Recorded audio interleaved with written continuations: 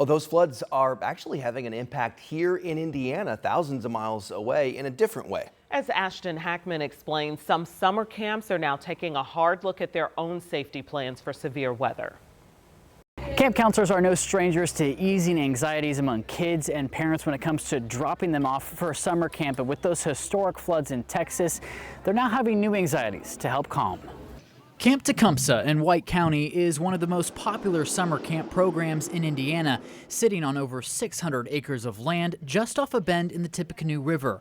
The camp is a week-long getaway for over 500 kids at a time and an overnight stay for 200 more. The images coming out of Texas hitting a different tune thousands of miles away. As a camp director, but as much so as a father, it's devastating to see what has happened down there. Camp Tecumseh CEO Joel Siplinga says at its lowest point, the camp is 30 feet above the river. While the threat of historic floods is not a common worry, it's something camp leaders prepare for. And now one top of mind as a new wave of kids arrived at camp this week. It's not something that we need to completely change what we're doing, but it hones us in to say, how do we make sure that we continue to stay on top of these things as best as we can? Ahead at 6, hear the message camp leaders here at Camp Tecumseh have for parents who might be worried about sending their kids off to summer camp. At Camp Tecumseh, Ashton Hackman, 13 News.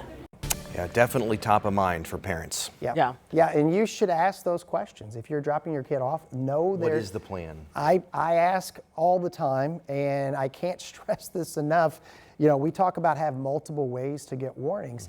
This right here, this is a weather radio. So a flash flood warning, regardless of when it's issued. That's going to go off? This is going to go off. This is going to go off. That will alert you. So, for example, at 1:15 a.m. last Friday, in that flash flood warning, this went off. You know. Now, and we say this all the time, but I gotta ask the question for the people in the back. This is a weather radio. We can get this where? Get this at the hardware store. You can get it online, and it's different than your phone. Because sometimes cell towers are going to go down. Sometimes you may not have cell service.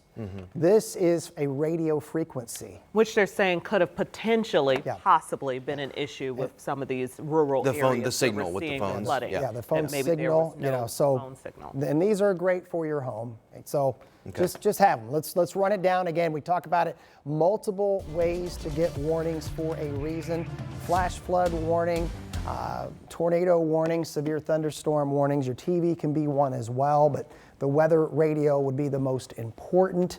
And so again, that's part of your checklist when you talk about your safe room that you have in your household: flashlight, food, helmet, cell phone, batteries, air horn, things of that nature.